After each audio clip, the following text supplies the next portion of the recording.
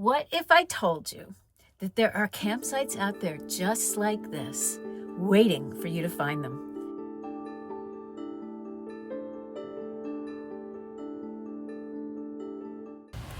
This place is so magical, I swear to God. I mean, look at that.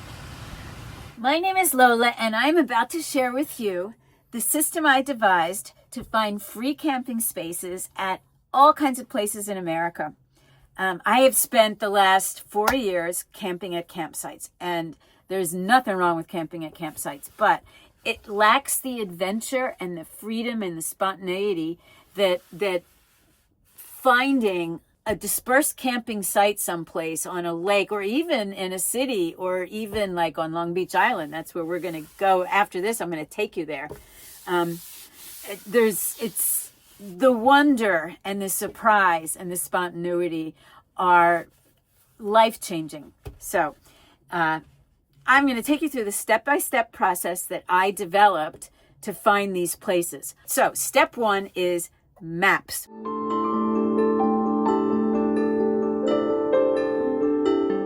If I'm going to the Jersey Shore, I don't need this map section.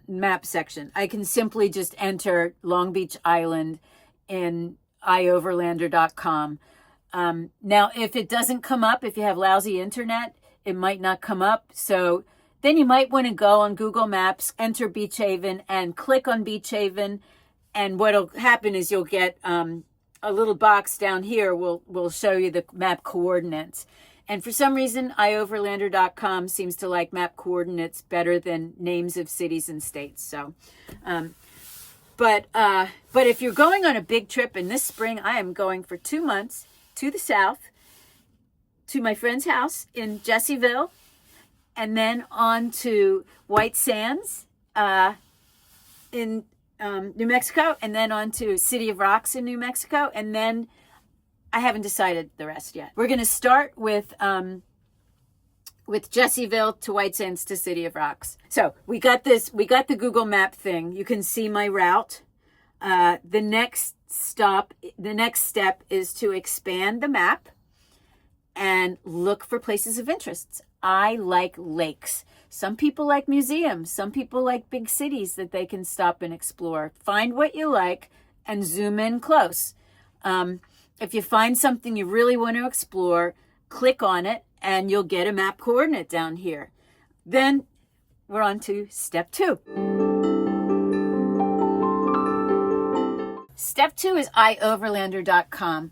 I work on the computer because iOverlander.com is still free. On the app, it's a newer version that's paid. iOverlander is like, the company doesn't find the spots and they don't guarantee them. People that go to these places report them as okay camping, and they often give pictures and details of the spots. So you open iOverlander, click on Explore, then browse the map, then go to all selected 30. And what you want to do is unclick select all and click on wild camping and dispersed camping, then enter the map coordinates that you got into the search bar and click go. Once you've expanded the map and you can see the little shapes, look for the ones that are in an area where you might like to camp. Like I would like to camp at that collection of 3 right there. So click on them and see what they say. Okay, that one says camping off Tadpole Point. Now that place looks really nice. That is a place I will bet anything I'll end up going to. It seems to have nice descriptions. Everyone seems to like it. The pictures are good. That is a place I would be very likely to stay at. So what I'll do is I'll screenshot that particular page and put it in a file. And then I'll continue to collect other possibilities because right now I'm just sort of scouting. That one looks good too. Buckville Rec Area. Yeah, that one looks nice too. The Tadpole one looks much better for me, but maybe Tadpole will be full. It's always good to get a backup because you might get to one and it's full. You might get to one and it doesn't feel safe. You might get to one and the rules have changed and it's not even available anymore. But this one has great views, no bugs. That's always a plus. Make sure you bring something to kill flies or one of those strips with the glue. Okay, so then, look at other lakes. All right, there's another lake. Let's click on that. Save the GPS. Put it in iOverlander. Move over to that window. See what it says. Okay, so when that little funky thing shows up, you want to get rid of it. That has to do with copying from Google Maps. But yeah, okay, this one doesn't have any little camping spots. It doesn't mean there's nothing available. I do see a dam there, and that might be why. It might be land owned by something, and they just don't want you on what might be a reservoir. So we'll skip that. The only place was trail parking. And it looks kind of dull. I'm going to build a file for my spring trip with each stop and the places that look like a good place I might want to stay at. And then when I'm on the road, the first couple nights, I'll be staying at a Cracker Barrel. I'm booking it down to the warmth of the South and my friend's house. So I'll stay at a Cracker Barrel. I'll stay at a rest area or a place. Before every state, there's a welcome center. If you're pulling in late, probably no matter where you pull in, you'll probably be fine, especially if you're leaving early in the morning to continue driving. So then when I get to Jessieville, I hang with my friend. When I'm moving on to what's next, I pull out that file and I take the map coordinates to the first place I'm going to go at. And step 3. This is OnX Maps. The reason I enter this different, I'll put the location into Google Maps if it's far away, but Google Maps will take me only partly there because a lot of these places have the roads that take you directly to them are off-road type roads, 2-tire roads. Sometimes they're roads that if you don't have 4-wheel drive, you shouldn't be going on. Sometimes they're roads where you probably can do it if the weather's okay. But if you go on OnX Maps, it gives you so much information. It's a subscription service. I bought it at a holiday, so it was half price, so it was $18 or something. But if you click here, you can change the map. There's satellite and hybrid and topography. You can zoom in. You can zoom in so close you can actually see a parked car. And there's a lot of other things it tells you, like you can click for dispersed camping to be on and precipitation radar, temperature, air quality, active wildfires, wildfire smoke. It even will tell you different cell coverages, different cell tower coverages. So it's a lot of information to have. It gives you it'll tell you about where there's dispersed camping. It'll be all these yellow squiggly lines. Now, these are places where you actually can legally disperse camp. It's not like the way iOverlander works, where people are just sort of trial and error. That is actually a precipitation radar, so there you go. All the layers, when they get on top of each other, it's hard to see anything. So we are going to remove that precipitation radar. And then you'll get to see the squiggly lines for dispersed camping. It also, in the legend, it offers information on the roads. Easy, moderate, difficult, it just is a whole breakdown. But OnX Map sort of helps you get to the actual location, to the actual pin you planted in a space where Google Maps doesn't have roads to take you there. So it's the third tool is only necessary in some areas. But if you're heading out west, some people have big atlas type books with maps where they, I guess, stop and do it the old-fashioned way. I find OnX maps to be as functional as that. So that is my system.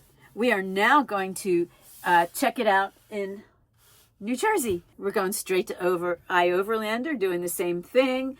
I'm already opened up, so I don't need to do the browse map or 2 places. I'm simply going to enter Beach Haven, New Jersey, see what comes up. Okay, 3 things came up.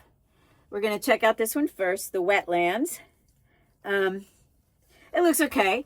I'm screenshotting it and I'm putting it in my actual GPS so that it's on my route and I don't have to go back for it because I'm leaving tomorrow. So I put that in my GPS, and after that is this place. And this place looks like what's called the Bridge to Nowhere. That doesn't look like a good place because that guy said it's not safe. I'm going to go there anyway, just to show you, just to get a sense of the good and the bad. Because the thing about this that makes it such a fun adventure is that sometimes it sucks. Sometimes you're like, oh, fuck. And sometimes it's like, wow, I found magic. And that is exciting because when it's the other one that's not so good, you know what? Just move on. Okay, so back to Bridge to Nowhere. I'll take you there, but I have no faith that it's going to be anything nice. It's also not on the island. If I'm going to go for a beach weekend, I want to be on the Jersey Shore. The Jersey Shore is made up of intercoastal waterways. So if you're on the mainland, you might as well just be in any small piney town in America. Okay, so the third one is Barnegat Light. This one is going to be good. I'm going to stay at Barnegat Light. I know exactly where it is, so I don't need to save the coordinates. So we are off to Barnegat Light. This place is so magical. I swear to God. I mean, look at that. Long Beach Island, New Jersey.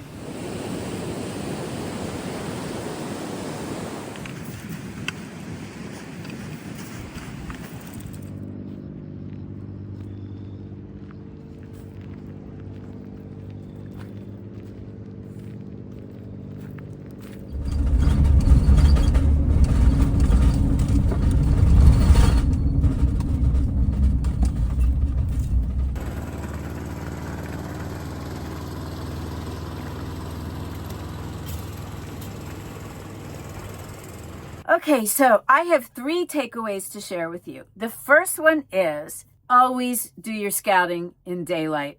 Sometimes these roads are treacherous. ProMasters don't have 4-wheel drive.